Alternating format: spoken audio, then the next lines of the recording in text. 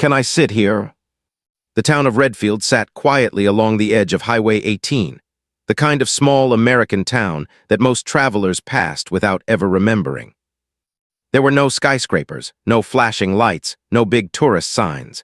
Just two gas stations, a grocery store that closed early on Sundays, and a diner that had been there longer than most people living in town.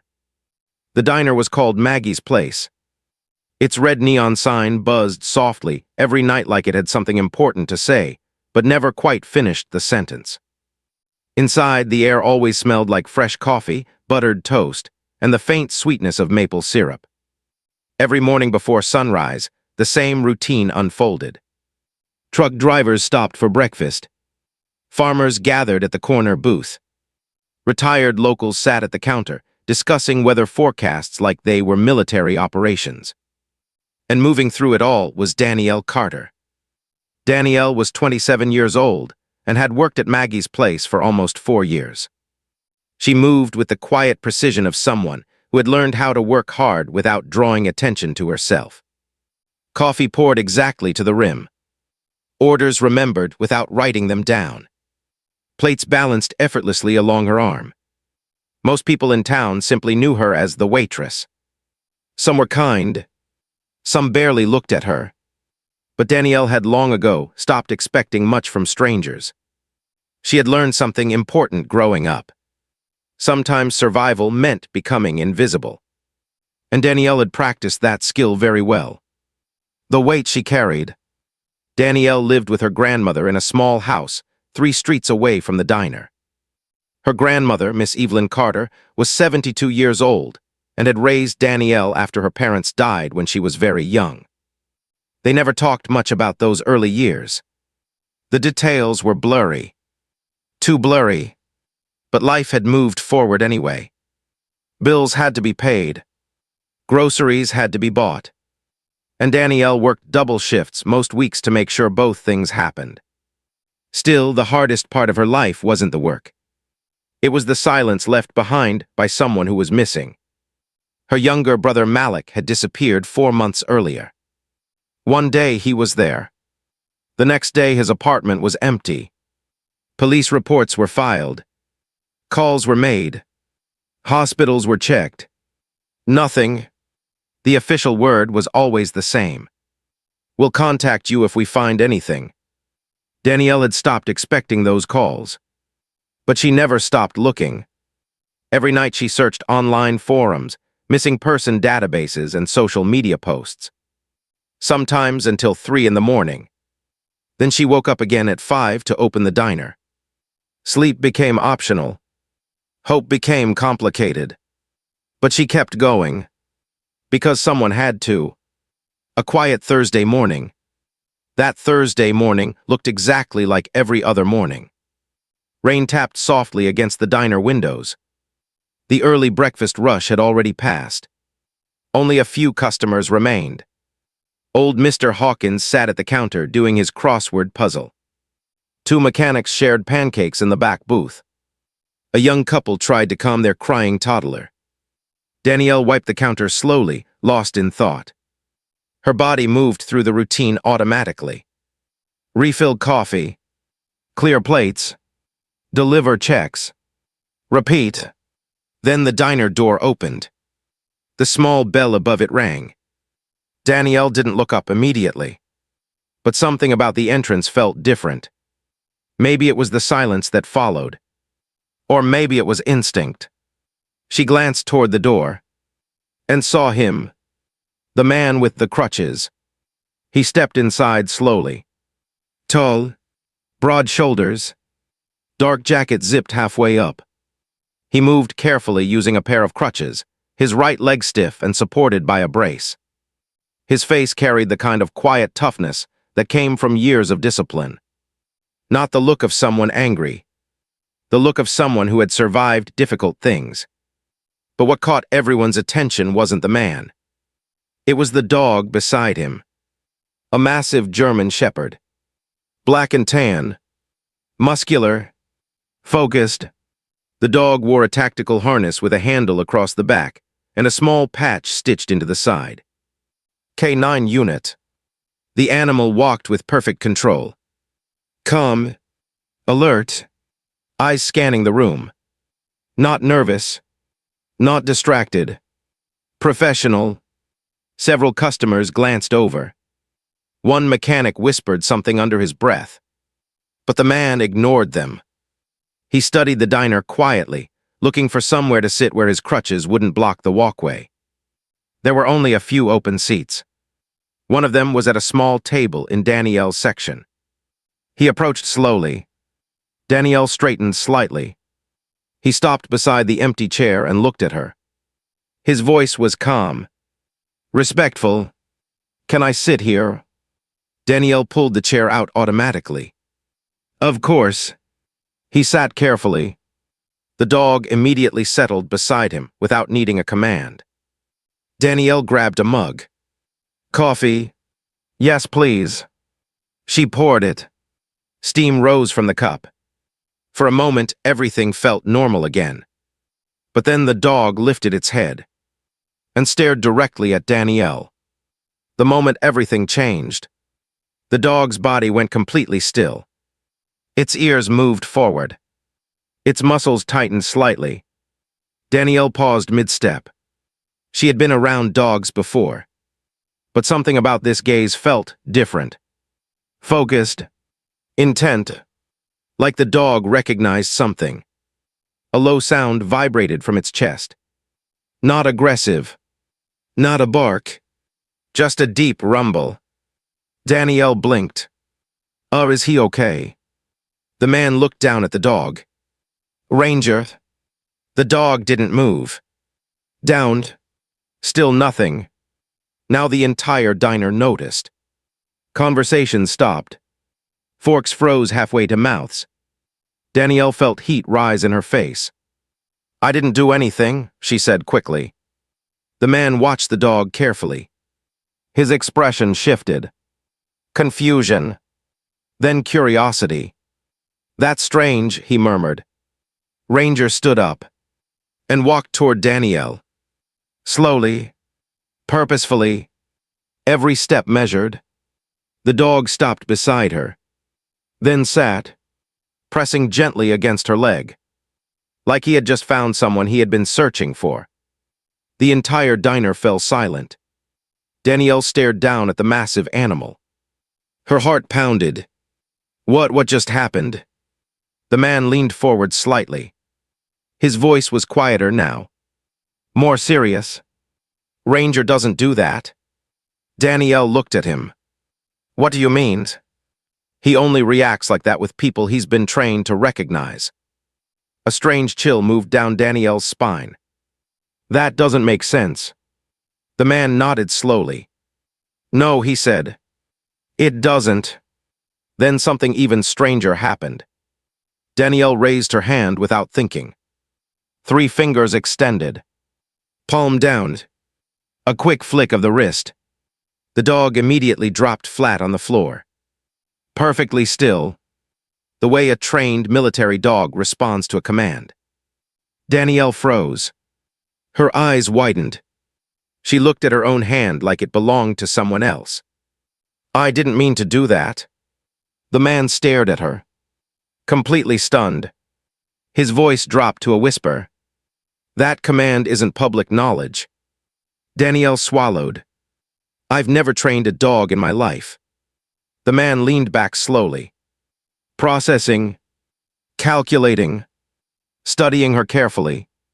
My name is Nathan Cole, he said finally. Retired Navy SEAL. Danielle blinked. Danielle Carter. Nathan nodded toward the dog. Ranger served with me for 8 years. Danielle looked down at the German shepherd. The dog remained perfectly still. Watching her. Waiting. Nathan spoke quietly. Ranger never makes mistakes. Danielle felt the room tilt slightly. What are you saying? Nathan folded his hands around his coffee mug. He looked at her with the careful seriousness of someone who understood the weight of his words. I'm saying, he said slowly, that somehow, you know military K-9 commands. Danielle shook her head. That's impossible. Nathan didn't argue, but his eyes said something else entirely. Something unsettled, something curious, something dangerous. Because Ranger wasn't just watching Danielle. He was guarding her. And outside, across the street, a black SUV sat parked beside the gas station. Its windows were tinted. Inside the vehicle, someone held up a phone.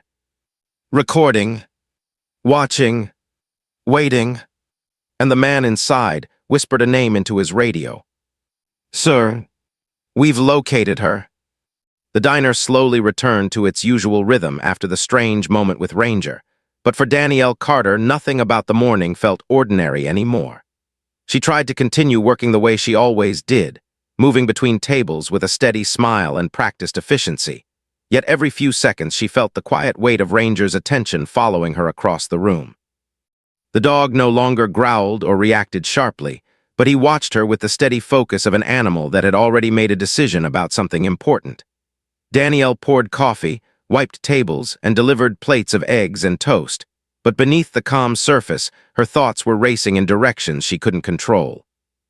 Nathan Cole remained seated at the small table near the window long after finishing his breakfast. He didn't seem impatient or restless. Instead, he studied the room the way someone does when they are trained to notice patterns that other people overlook. Danielle could tell he was thinking carefully about what had happened earlier, about the command she had given Ranger without realizing it. Every now and then their eyes met briefly, and in those moments she felt the same strange uncertainty building inside her chest. It wasn't fear exactly, but it was close to it. It felt like standing near the edge of a memory she couldn't quite reach. By the time the lunch rush began, Danielle was running purely on habit.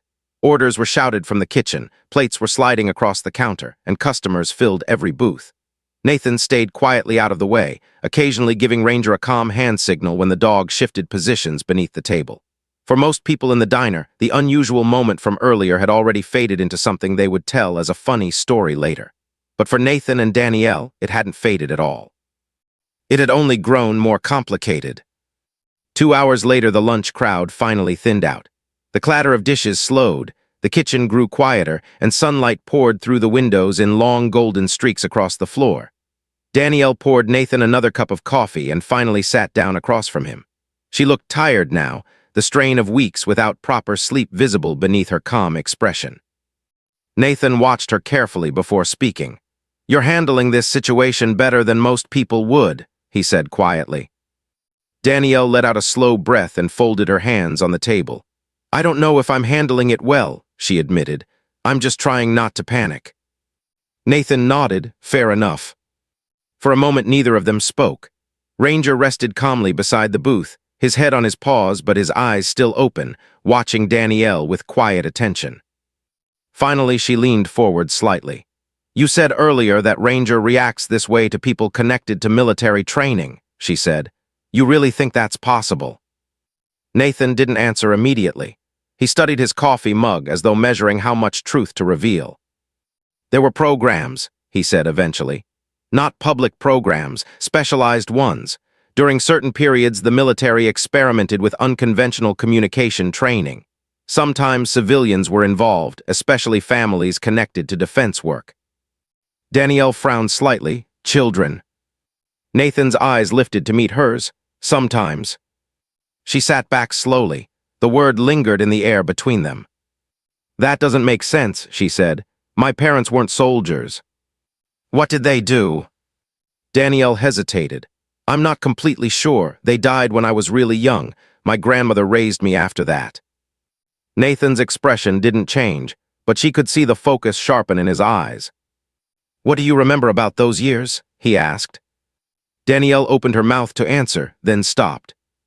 It was the strangest thing. She had always assumed she remembered very little because she had been too young at the time.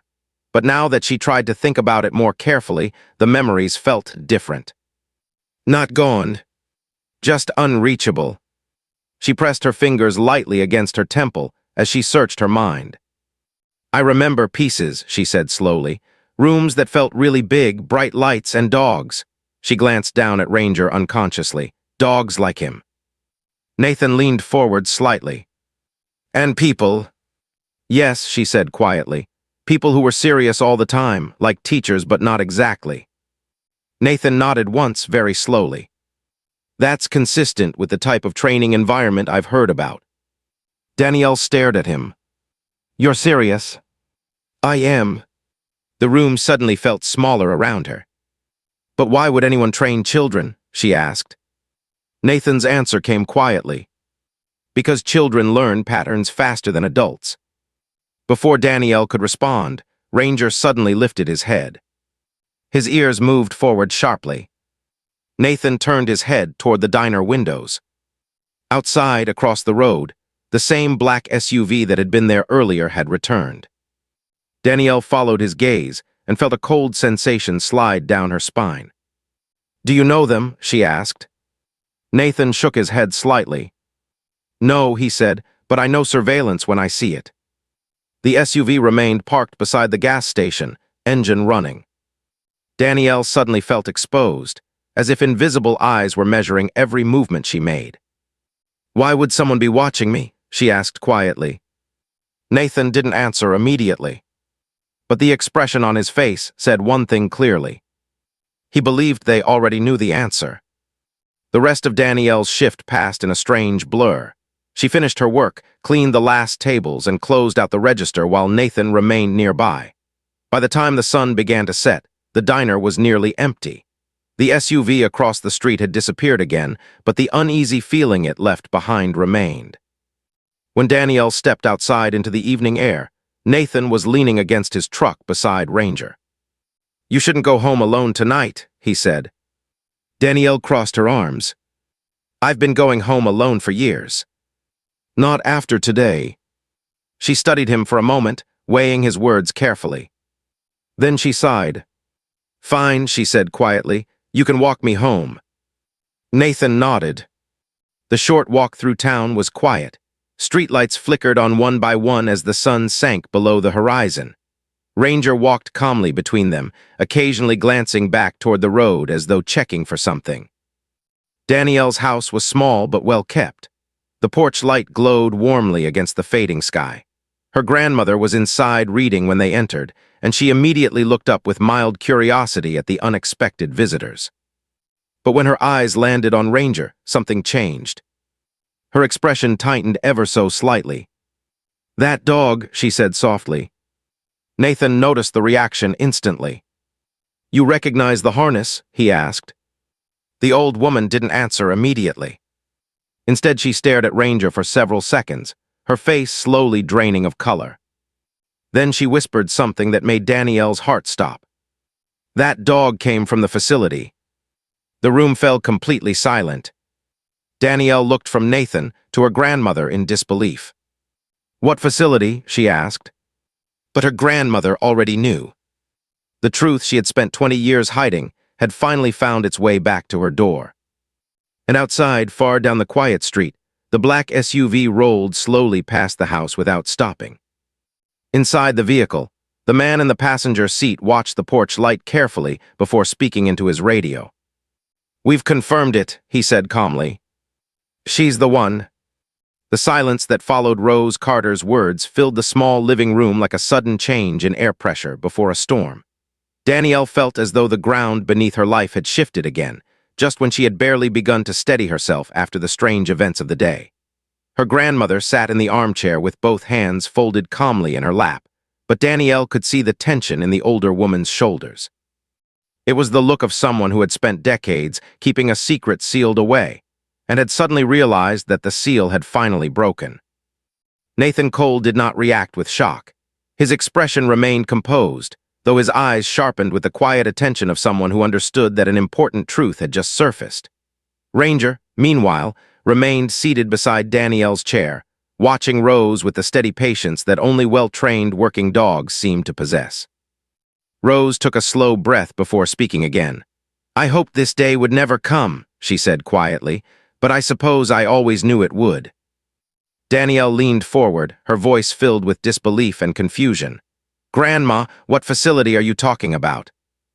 Rose looked at her granddaughter with the deep sadness of someone who had rehearsed this explanation in her mind for many years, but had never expected to say the words aloud. For a moment she studied Danielle's face, perhaps noticing the strength there, the determination that had carried her through long workdays and sleepless nights searching for Malik. Then she turned her gaze toward Nathan. "You said you're a Navy SEAL," she said calmly. "Yes, ma'am. And that dog is military trained." "Yes." Rose nodded slowly. "Then you already know part of this story." Nathan's voice remained respectful, only fragments. Rose leaned back in her chair and closed her eyes briefly, gathering her thoughts before continuing. When she opened them again, the softness of grandmotherly warmth had been replaced by something older and heavier, the weight of memory. "Danielle's parents worked for a defense contractor," she began. "Not soldiers, not exactly, but the work they did supported military operations in ways most people never see. They were brilliant people. Your father had a mind for logistics and systems planning, and your mother studied behavioral psychology. Together, they were recruited into a special research program during the late 90s. Danielle felt her stomach tighten. "What kind of program?" Rose hesitated only briefly before answering. "One that involved children." Nathan remained perfectly still as he listened. "The program focused on training small groups of children connected to military families," Rose continued. "The idea was controversial even at the time.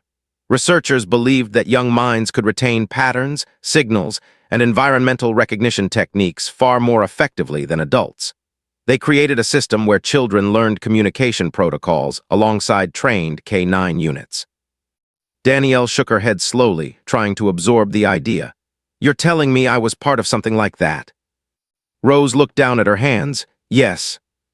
The word landed heavily in the room. Danielle stood up and began pacing slowly across the floor. Her thoughts were racing now, trying to connect pieces that had never made sense before. Strange fragments of memory began pressing forward in her mind like shapes behind fogged glass. "I always thought those were dreams," she murmured. "What dreams?" Nathan asked quietly. Danielle stopped pacing and looked toward the window, as if searching for the images there. "Big rooms," she said slowly. "Concrete floors, bright lights overhead, rows of cages with dogs inside, and instructors walking between us." Her voice grew distant as the memories began to sharpen. "They used colored signals sometimes, hand gestures, short phrases we had to memorize, and the dogs, they responded instantly." Nathan exchanged a glance with Rose. "That matches what I've heard," he said. Danielle turned back toward him. "But why would they train children to do that?" Nathan answered calmly. "Because the system was designed as a backup communication network. In extreme situations where traditional communications failed, trained individuals could relay instructions through signals and environmental cues. Children were used because they absorbed the training naturally." Rose nodded quietly. "But something went wrong," Danielle said. Rose's expression darkened. "Yes, something went very wrong." The old woman leaned forward slightly. "Your parents eventually discovered that parts of the program were being abused," she explained. "Money was being diverted through defense contracts tied to the research facilities. And worse, certain officials began expanding the program into areas your parents believed were dangerous and unethical." Nathan's voice lowered. "They tried to expose it." "Yes," Rose said simply. Danielle's chest tightened. "And that's why they died," she whispered. Rose did not respond immediately, but her silence was confirmation enough. "They told us it was a car accident," Danielle said quietly. Rose's voice trembled slightly for the first time. "It was." Danielle sank slowly into the chair beside Ranger, the weight of the revelation pressing down on her. For years she had believed her parents' deaths were a tragic but ordinary loss. Now she realized their story had been far more complicated. And far more dangerous. Nathan finally broke the silence after a few moments. "If Danielle's childhood training still exists in her memory," he said carefully, "it means the program leaders might believe she still carries important information." Danielle looked up at him sharply. "What kind of information?" Nathan met her gaze directly. "Possibly the location of archived records or access protocols, things that were never written down digitally." Rose nodded slowly. "Your father once told me that the most sensitive data was hidden through memory anchors." Danielle frowned. Memory anchors. Specific locations tied to training exercises, Nathan explained. Places participants would remember instinctively. Danielle felt another strange flicker of recognition in her mind. A building. Red vinyl booths. The smell of coffee. She suddenly turned toward the window. The diner, she said. Nathan's eyes narrowed slightly. What about it? Danielle pressed her fingers to her temples as the realization formed. I think Maggie's place was one of those training locations. Nathan's attention sharpened immediately. You're sure? No, Danielle admitted, but something about it feels familiar, too familiar. Ranger lifted his head and looked at her again, as if he already knew. Later that night, Nathan returned to his truck to make several phone calls while Danielle remained inside with Rose. The older woman seemed exhausted after revealing so much of the past, but there was also a quiet relief in her expression.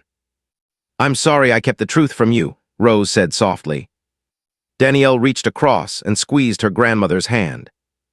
You were protecting me, she replied. Rose nodded. Yes, but now the truth is out, and that means the people responsible may come looking for answers. Danielle understood what she meant. Outside, Nathan finished his calls and leaned against the truck beside Ranger. The dog scanned the quiet street carefully. Something about the evening air felt wrong. The kind of stillness that often came just before trouble arrived. Nathan glanced toward the dark road at the end of the block. A pair of headlights appeared in the distance. Then another. Two vehicles moving slowly toward the house. Nathan straightened immediately. When the cars stopped along the curb, he recognized the shape of the same black SUV from earlier. His voice was calm when he returned inside, but his words carried urgency. We have company, he said. Danielle felt her heartbeat quicken. Rose looked toward the door. How many? At least 4. Ranger had already moved into position near the entrance. Danielle stood up slowly, her mind suddenly clearer than it had been all day. For weeks she had felt powerless, searching for Malik, chasing answers that always seemed just out of reach. Now the people responsible were finally here. Nathan looked at her carefully. You ready for this? He asked. Danielle met his gaze without hesitation. Yes, she said quietly. Outside, the SUV doors opened, and footsteps began moving toward the house. The night outside Danielle Carter's home had grown unusually still, the quiet of the neighborhood broken only by the faint hum of engines idling along the curb. Through the living room window, Danielle could see the dark shape of the black SUV parked beneath the streetlight. Its presence felt heavy and deliberate, like a shadow that had been waiting patiently for the moment to move. For months, Danielle had searched for answers about her brother Malik's disappearance, never realizing that the answers had been circling her life the entire time. Nathan Cole stood near the doorway with the steady composure of a man who had spent many years preparing for situations exactly like this one. The injury in his leg slowed his movement slightly, but it did nothing to dull the awareness in his eyes. Ranger stood beside him, silent and alert, the dog's attention locked firmly on the front entrance, as if he could already hear the footsteps approaching across the porch. Danielle felt the rush of adrenaline begin to sharpen her senses. Only hours earlier, she had been working an ordinary shift at the diner, worrying about bills and lost sleep and the endless questions about her missing brother. Now she was standing in the middle of a story that stretched far deeper into her past than she had ever imagined. The memories that had begun returning throughout the evening were still fragmented, but they were growing stronger with every passing minute. Outside, a car door closed. Another followed. The footsteps were slow and confident. Nathan raised one hand slightly, signaling for silence. Danielle moved beside the couch where her grandmother sat. Rose Carter had lived long enough to recognize danger when it appeared, and though her hands trembled slightly, there was strength in the way she held herself. She had faced difficult truths before, and she understood that sometimes courage was simply the decision to stand your ground when fear demanded that you run. The knock on the door came moments later. It was not loud or aggressive. Instead, it carried the quiet certainty of someone who believed the outcome was already decided. Nathan opened the door only partway. Standing on the porch was a man in his early 60s with neatly combed gray hair and a tailored dark coat. His posture was relaxed, but the sharp intelligence in his eyes revealed the careful control behind his calm expression. "Commander Cole," the man said smoothly. Nathan did not step aside. "Victor Hale," he replied. Danielle felt the name settle heavily in the room. She had heard it earlier in fragments of conversation and old documents, but seeing the man in person made the story suddenly real. Hale's gaze moved past Nathan and settled on Danielle. "Miss Carter," he said politely, as though greeting someone at a business meeting instead of confronting them in the middle of the night. "I've been hoping we might have a conversation." Danielle's voice was steady despite the tension in her chest. "You're the reason my brother disappeared." Hale did not immediately deny it. Instead, he sighed slightly and stepped forward into the doorway. "I was hoping we might discuss that calmly," he said. "There has been a misunderstanding." Nathan's tone hardened. "You broke into her house earlier tonight." Hale glanced toward the damaged frame of the front door and shrugged lightly. "An unfortunate escalation," he admitted. "My associates can be over-enthusiastic." Danielle stepped closer, refusing to let fear push her backward. "Where is Malik?" she asked. Hale studied her carefully for several seconds before answering. "Your brother is alive," he said finally. The words struck Danielle like a sudden rush of air. "Where is he?" she demanded. "He discovered something he shouldn't have," Hale replied calmly. "Documents related to a program that ended many years ago. Naturally, we had to ensure those materials remained secure." Nathan crossed his arms. "You mean you kidnapped him?" Hale's smile faded slightly. "I prefer the term containment." Danielle felt anger rise through her exhaustion. For months, she had imagined countless possibilities about Malik's disappearance, but hearing the truth spoken so casually ignited something deeper inside her. "You destroyed my family," she said quietly. "My parents tried to stop you." Hale did not argue. "They interfered with a very complex operation," he said simply. "Their intentions may have been admirable, but they underestimated the consequences." Danielle felt the memories stirring again. Images flashed behind her eyes, rooms filled with instructors, training exercises with dogs, coded signals taught through repetition. At the time, she had been too young to understand the significance of what she was learning. Now she realized those lessons had never truly disappeared. Nathan noticed the change in her expression. "You're remembering more," he said quietly. Danielle nodded slowly. "Yes." Hale's interest sharpened instantly. "Of course you are," he said softly. "You were the most capable participant in the entire program." Danielle stared at him. "You used children." "We trained them," Hale corrected, "for the sake of national security." Nathan's voice cut in sharply. "You used them as living storage devices." Hale did not deny it. "Information placed within memory anchors cannot be hacked or intercepted," he explained calmly. "It was an elegant solution." Danielle's hands clenched at her sides. "And when my parents discovered what you were really doing with those funds, you had them killed." The words hung heavily in the air. Hale did not respond immediately, but his silence spoke loudly enough. Nathan took a slow step forward. "This conversation is over," he said. But Hale raised one hand slightly. "I think not." At that moment, the quiet street outside erupted with movement. More vehicles appeared at the end of the block, their headlights sweeping across the houses as they approached quickly. Hale's calm expression faltered for the first time. Nathan allowed himself the smallest hint of a smile. "You really thought I came here alone?" he said. Within seconds, the street was filled with flashing blue and red lights. Federal agents moved quickly toward the house, surrounding the vehicles that Hale's men had arrived in. Ranger remained perfectly still beside Nathan, watching the scene unfold. Hale looked from Nathan to Danielle with something resembling frustration. "You've made a mistake," he said quietly. Danielle met his gaze. "No," she replied firmly. "My parents tried to stop you 15 years ago. Tonight we finished what they started." The agents moved forward and placed Hale under arrest without further resistance.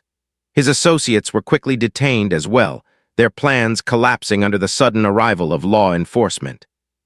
As the vehicles began pulling away, Danielle felt the tension in her body slowly begin to ease for the first time in months. Nathan stepped beside her on the porch. "You did well," he said. Danielle looked out toward the street, where the last of the flashing lights disappeared into the distance. "It's not over yet," she said quietly. "We still have to find Malik." Nathan nodded. "We will." 3 days later, Danielle stood in a federal facility lobby with Nathan beside her and Ranger sitting calmly at his feet. The long hallway ahead led to a secured room where investigators had been questioning Hale and reviewing the recovered documents. When the door finally opened, a young agent stepped out with a tired but encouraging expression. "You can come in now," he said. Danielle's heart pounded as she stepped into the room. Sitting at the far end of the table was Malik. He looked thinner than she remembered, but his eyes lit up the moment he saw her. "Danielle," he said softly. She crossed the room in seconds and wrapped her arms around him. For a long moment neither of them spoke, the months of uncertainty finally dissolving in the simple relief of knowing he was alive. Nathan remained near the doorway, giving them space while Ranger quietly wagged his tail for the first time that day. Eventually, Malik leaned back and looked at his sister. "I knew you'd figure it out," he said. Danielle smiled through the exhaustion. "I had help." Malik glanced toward Nathan and Ranger. "I can see that." Weeks later, the story of the secret program spread through national headlines. Investigations revealed years of financial corruption connected to Hale's network of defense contracts, and the evidence Danielle recovered from the diner booth became the key piece in dismantling the entire operation. Danielle herself found her life changing in ways she never expected. The government offered her a position helping investigators locate additional hidden archives tied to the old program. The same memory skills she had learned as a child were now being used to bring long-buried truths into the light. Nathan returned occasionally, sometimes alone and sometimes with Ranger.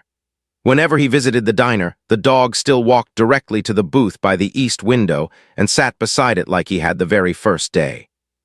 And every time Danielle looked at the dog, she remembered the moment everything had changed. The moment when a wounded Navy SEAL asked a simple question. "Can I sit here?" Sometimes the smallest moments carried the greatest turning points. Because sometimes a single question, a single act of kindness, or a single brave decision could uncover a truth powerful enough to change everything. And sometimes the people we underestimate are the very ones strong enough to bring that truth into the light.